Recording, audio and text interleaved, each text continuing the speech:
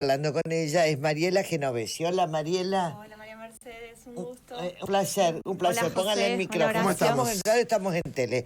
Mariela Genovesi es investigadora del CONICET, del Consejo Nacional de Investigaciones Científicas y Técnicas, y vino a dar clase de educación emocional al Instituto CREA, una jornada de educación con todos los alumnos del CREA. Y ya trabajaste todo el año con los chicos. Sí. Tenés un largo currículum, Sí. pero es muy largo.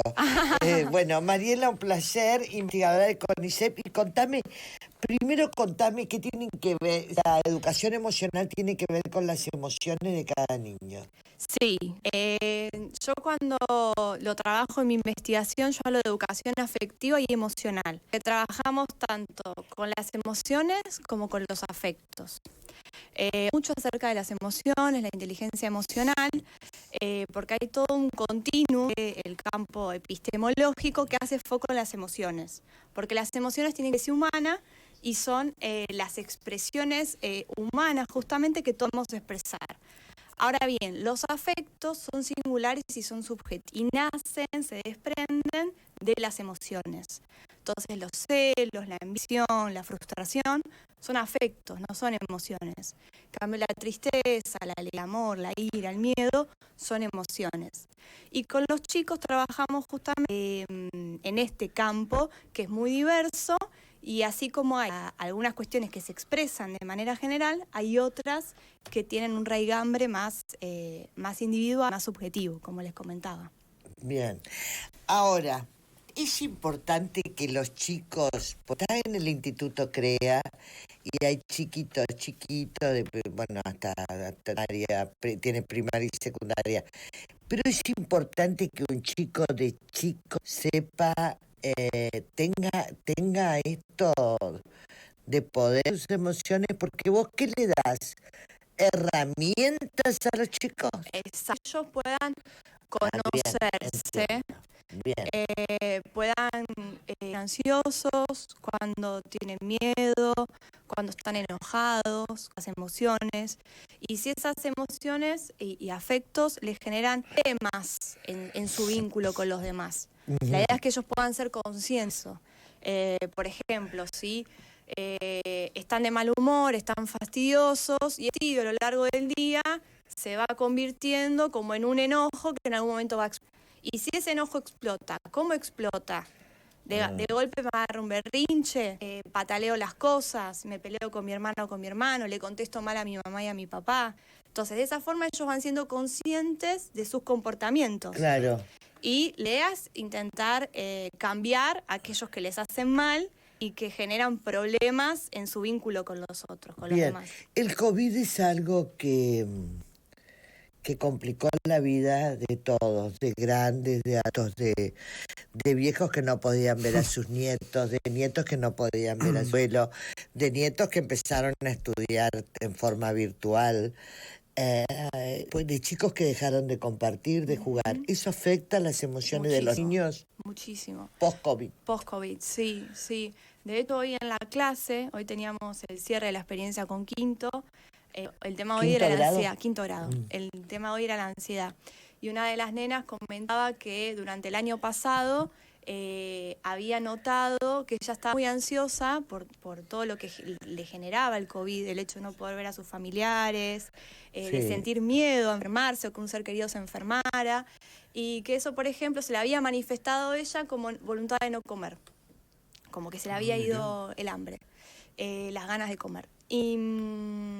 Y bueno, acá vemos justamente cómo algo que está vinculado a una epidemia, a una enfermedad, en los chicos se manifiesta con síntomas diversos. Además de que también les afectó mucho el hecho de la vida en comunidad, el compartir, el verse con otros, el cuerpo, ¿no? Que el cuerpo estuviese presente, más en esa edad donde muchos de los esquemas subjetivos se manifiestan a través del cuerpo. Y bueno, eso sí ha generado un corte muy grande en su desarrollo anímico, en su desarrollo vital. Sí. ¿Y recuperarlo? Bueno, recuperarlo implica todo un trabajo de reconstrucción. Primero que nada tiene que ver con esto que yo les comentaba hace un rato, la identificación, ¿no? Cómo ellos lo vivieron, cómo vivieron el aislamiento, cómo vivieron la ausencia, cómo vivieron el encierro.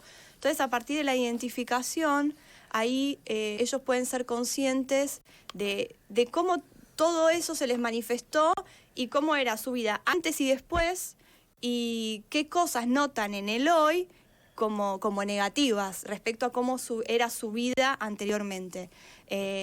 Bueno, pero eso te iba a preguntar, Sí. Mariela. Los chicos, cuando vos me decís, tienen herramientas.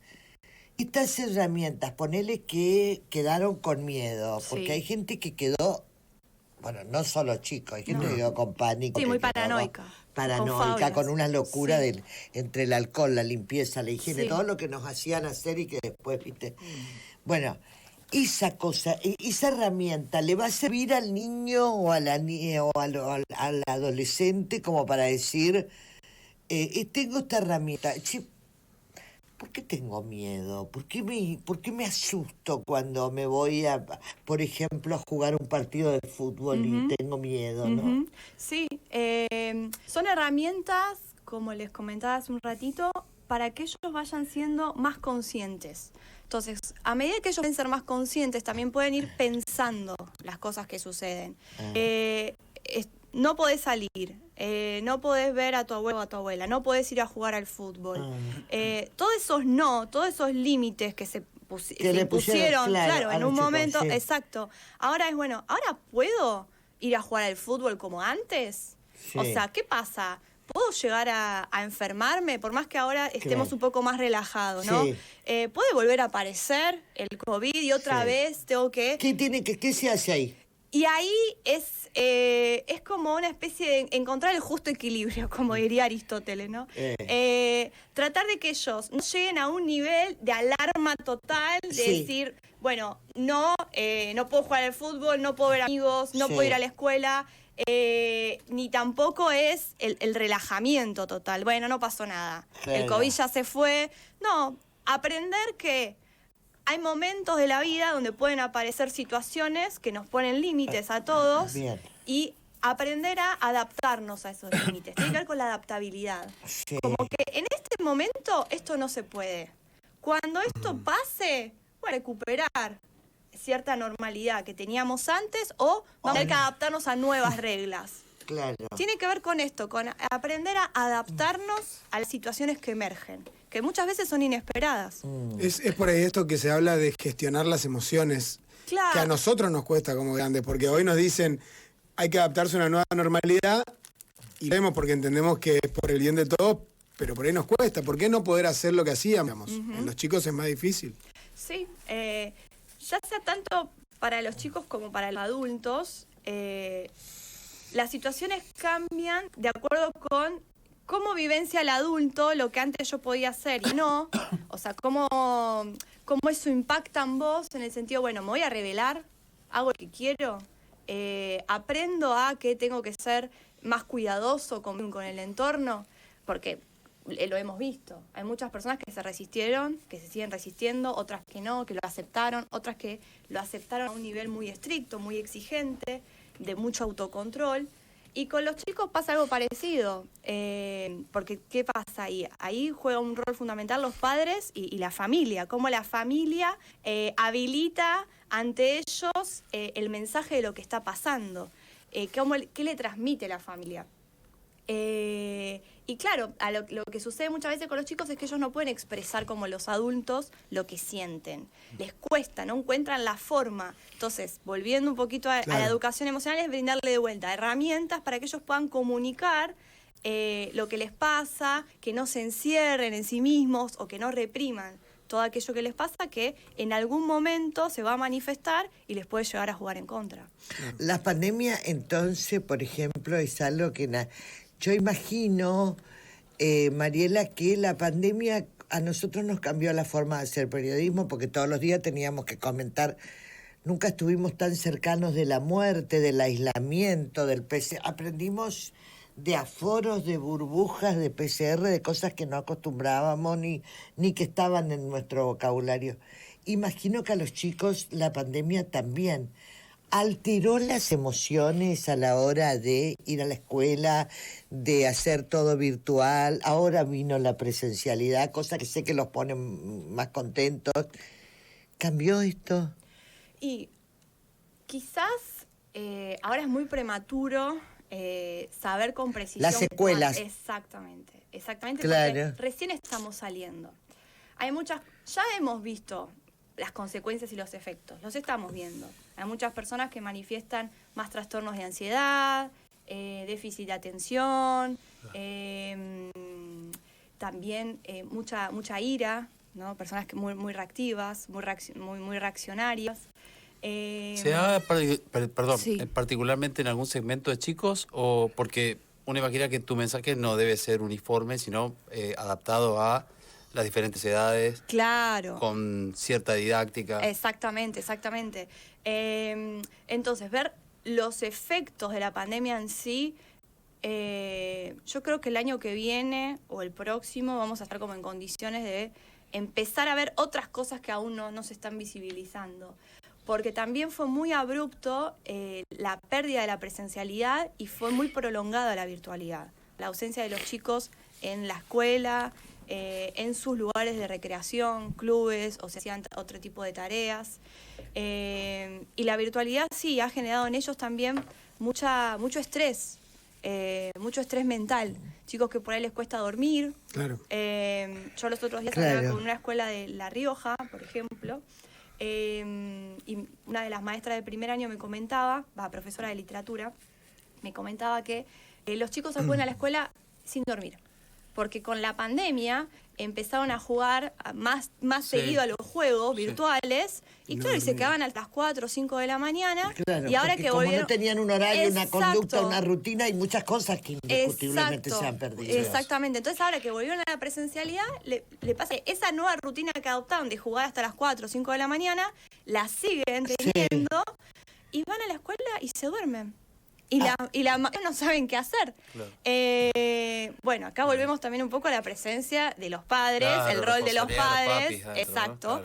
Pero estamos viendo nuevo tipo de conductas que Lo que el pasa es encierro y que la también, virtualidad generó. a mí se me hace también, Mariela, que a los padres las emociones también se le alteraron. Sí. O sea, nadie estaba preparado para vivir una pandemia. El mundo no estaba preparado. La salud no estaba preparada, ¿viste? No pesaba, nadie, creo. Y me imagino que los padres se deben ver también reflejados en las conductas de los hijos, Sí, ¿no? sí, sin duda. Hay familias que no están preparadas para convivir 24/7, como se dice. Trabajar y convivir todo el tiempo.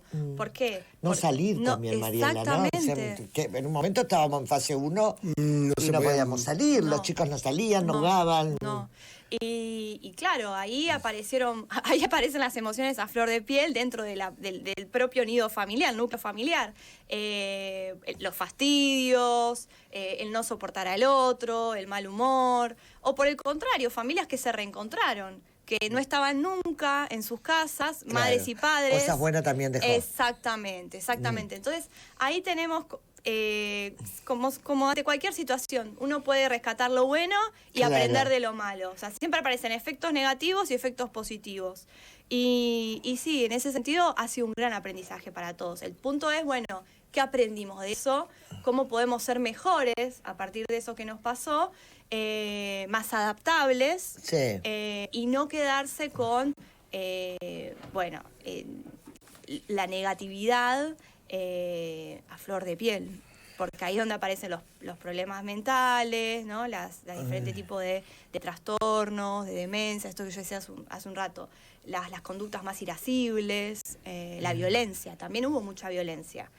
De También. género, hacia los niños. Sí. Entonces tenemos como siempre los dos extremos. Bien. ¿Cómo se habla mucho de la inteligencia emocional, de la educación y todo esto? ¿Da sus frutos esta enseñanza a los chicos? O sea, un colegio que da inteligencia emocional, que da educación, todo este. ¿Ves reflejado en los chicos esto, en las actitudes de los chicos, en el aprendizaje de los chicos? ¿Se ve el reflejo o no? Sí. Yo que trabajo con eso te puedo decir que sí. Yo hace ya 4 años que estoy como en este campo y es increíble el aprendizaje que tienen los chicos y las enseñanzas que después ellos mismos le dan a sus propios padres. Como que ellos, como les decía hace un rato, ¿no? Al ser conscientes de cómo todo trabaja, no solamente en ellos, empiezan a ser conscientes de cómo trabajan los demás. Entonces ellos bien. se empiezan a advertir. Visualizan, claro, visualizan. Exacto. Bien. Empiezan a advertir que su papá está todo el tiempo de mal humor. Y van frente a eso y le dicen, pa, ¿por qué estás todo el tiempo de mal humor? O pa, ¿por qué estás con la computadora y estás enojado?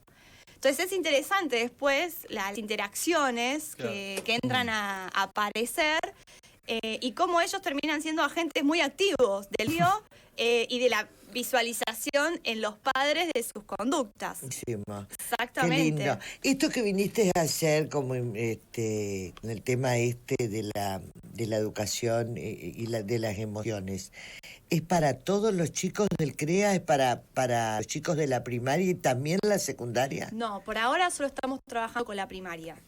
Bien, y eso te quería llevar. Si están trabajando con la primaria, ¿por qué? Porque ustedes visualizaron, el CREA visualizó que los más afectados fueron los niños en esta situación de la pandemia. No, resulta que todo tiene que ver con mi proyecto postdoctoral de CONICET. A ver. Yo escribí un libro para chicos entre 9 y 13 años, para trabajar específicamente con esta temática.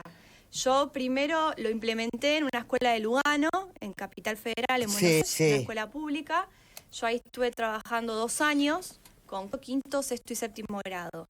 Entonces, claro, el foco de mi investigación está centrado en niños de esa edad. De 9 a 13. Claro, porque el libro apunta a... ¿Por qué de 9 a 13? ¿Qué es? ¿La preadolescencia? Sí, te enfocaste de 9 a 13. ¿Cuál fue? ¿Por qué la elegiste? Bueno, en primer lugar porque yo continúo un poco la tradición Piaget. Toda mi... Piaget. Claro, exactamente. Toda mi foco en la investigación epistemológica tiene que ver con la teoría de Piaget, de cómo se adquiere el conocimiento. Sí. Eso por un lado. Y por otro lado, porque la herramienta, el campo que yo encontré para empezar a trabajar con esto fue a través de un libro de lectura. Entonces yo ahí escribí un libro de lectura que apunta justamente a chicos de a partir de 9 años. Quizás con 8 yo todavía no intenté.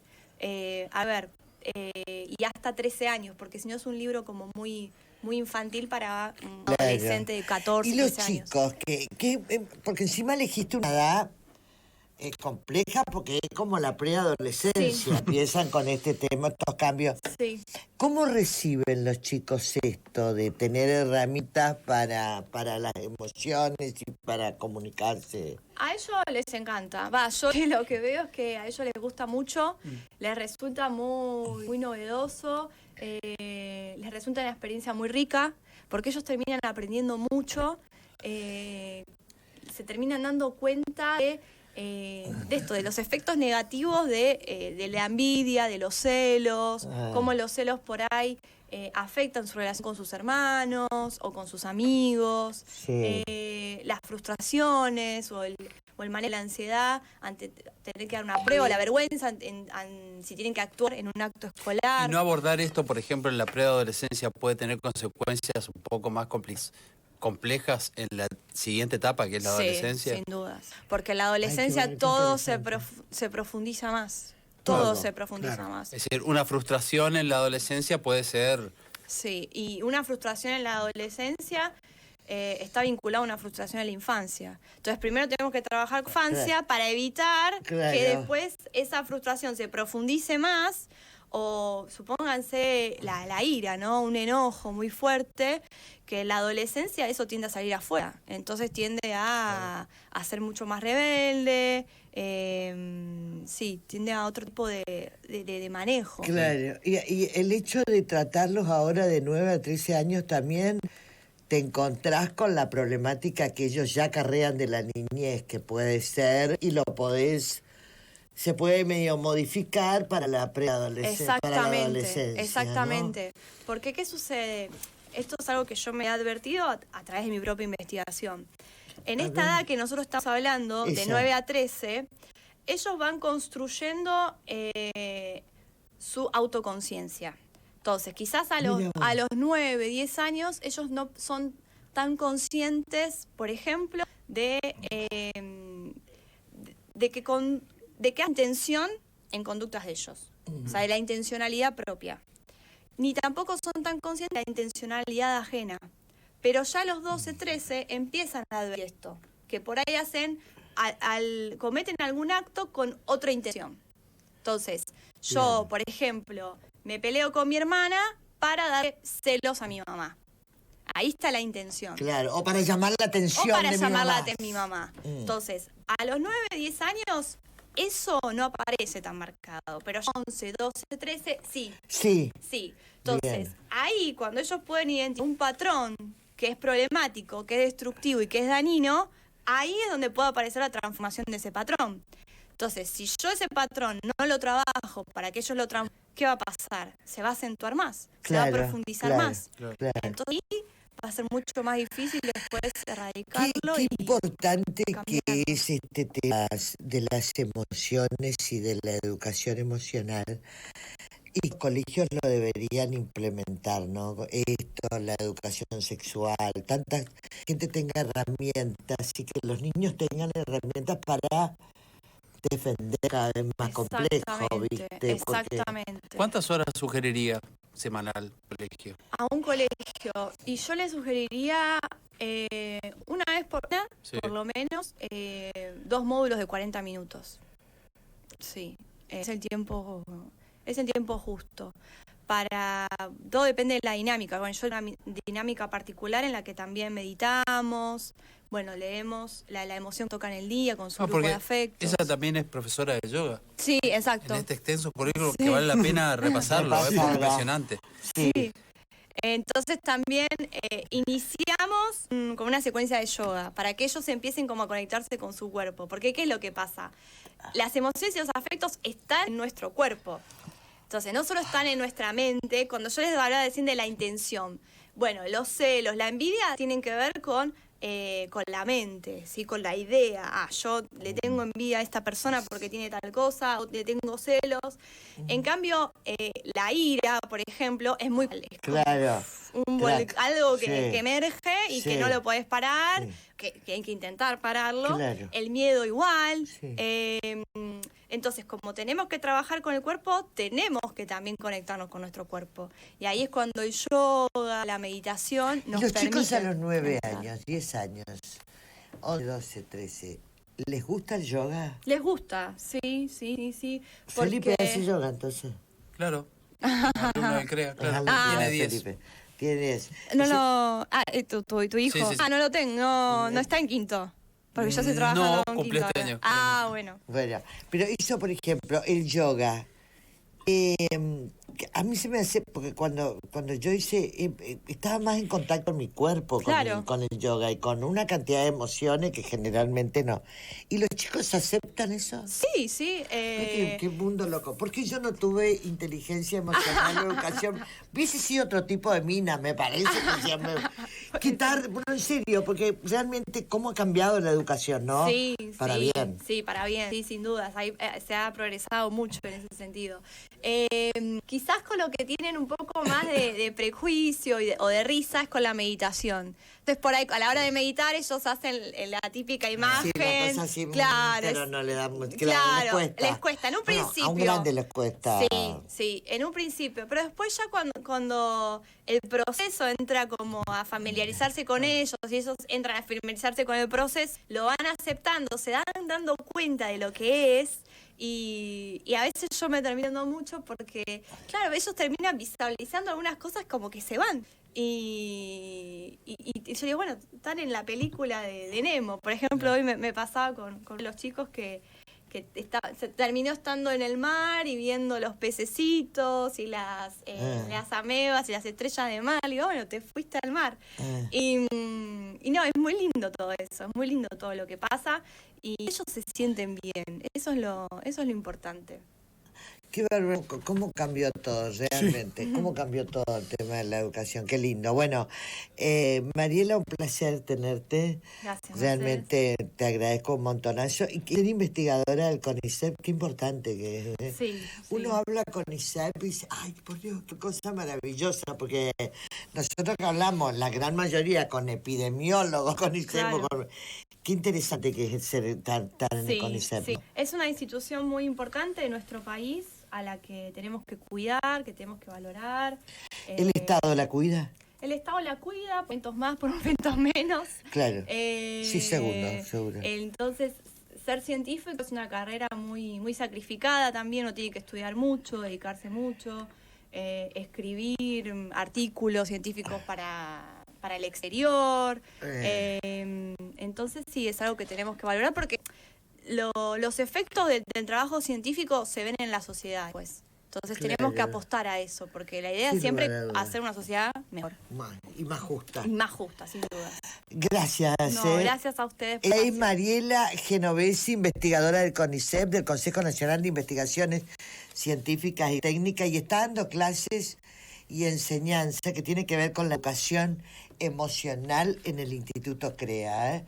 Qué lindo, el Instituto CREA hace muchos años da inteligencia emocional. Sí, es un colegio hace muchos años que tiene que esa enseñanza como distintiva.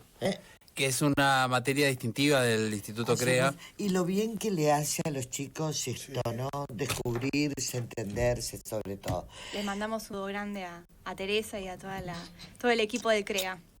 Beso a ¿Usted cuánto Teresita. tiempo se queda? Yo me quedo hasta el sábado. ¿Cuánto dura esto? ¿Le está dando clases toda la semana? Sí, ahora estamos haciendo talleres, claro. Talleres, sí, claro. todos. Incluso ahora para Jardín de Infantes también. Me encanta que seas tan joven y que ya seas una investigadora del CONICET. Estuvo con tal. Señores, hacemos una pequeña pausa. Ya